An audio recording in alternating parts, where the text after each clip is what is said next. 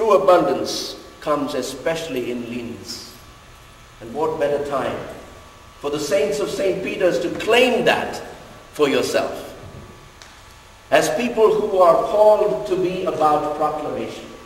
You are called to be the rock, built on a rock, Cephas. And we are looking to you.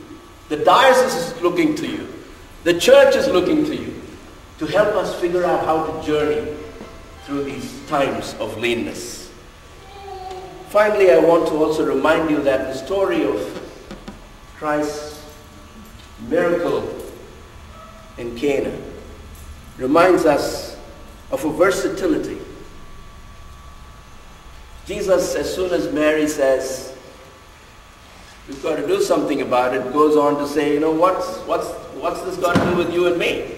We came here for a party, they ran out of wine. Why is that our problem? And then he thinks about it. Because it is our problem. As one theologian said, if my body is feeling hunger, that is a material problem.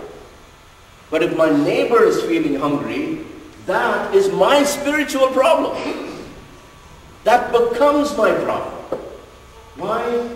Because he or she is God's beloved too. Not just me. It's not just me and my Jesus. It's us figuring out how to be Christ's body in our world today. So that means we are called to be versatile. We are called to be agile. And agility is about figuring out when to be flexible. Are you hearing me? To be flexible is about being wise. As the Magi were. When they were able to change their GPS. When they got some more information. They were able to recalculate.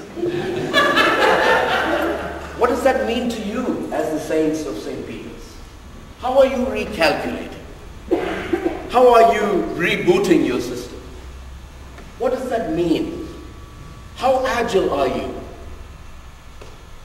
One of my favorite stories is from Anthony de Mello, who tells the story of a little girl who had a turtle, a pet turtle. And this turtle was her favorite and used to be in the pond in the back of the house. And one day she found the turtle belly up. She's heartbroken, goes back to the family, and the family is heartbroken. They decide to give this turtle a good burial. And so they all process, I guess they were good Episcopalians, to the shore. They picked up a nice shoebox and lined it up with velvet, and they were going to give Mr. T a good burial. Only to find that Mr. T was not on the shore anymore. So they were all a little disappointed, and they were looking around. The little girl suddenly spots Mr. T happily or merrily swimming around. And she says, "Daddy, let's kill it."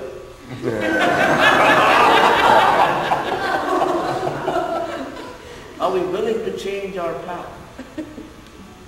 Is there agility in us? Jesus was able to change his path. It wasn't his time. Not my time, Mom. Then he thought about it. They needed a celebration. They were out of wine. It was time for a miracle. Do you believe in miracles? I used to have some questions about it, but I've reached that phase in my life and I don't believe in miracles anymore. I depend on them. Ask my wife. We are called into a journey, but it takes all of us. It takes every one of us to make this journey the meaningful one it can be. That's why when we come to the Eucharistic table, it doesn't matter where we are coming from. It's where we are going after that. You and I are called to be that kind of people. We are called to be following this Christ like the Magi followed the star. We are called to be versatile in using our gifts, whatever the gifts are.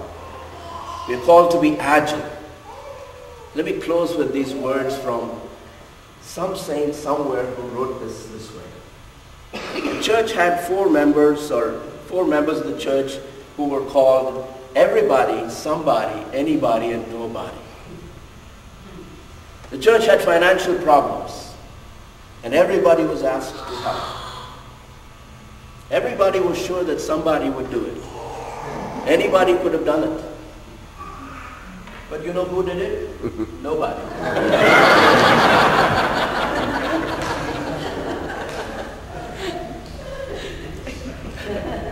And nobody did a fine job.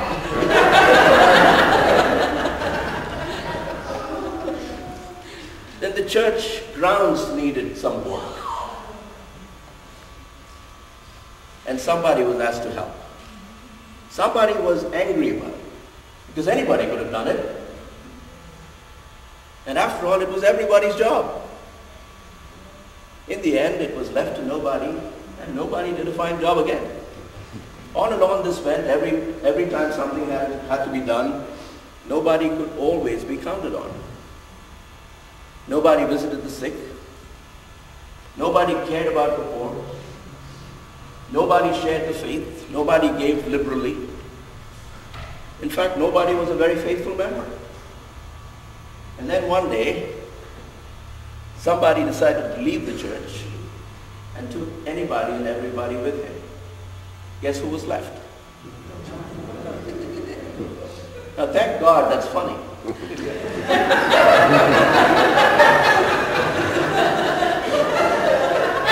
I'm glad it's funny here.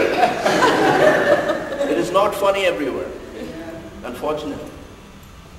And you, as the saints who've been called to be faithful ministers of the gospel of Christ, are being challenged in these scarce times as to how you can live in God's abundance.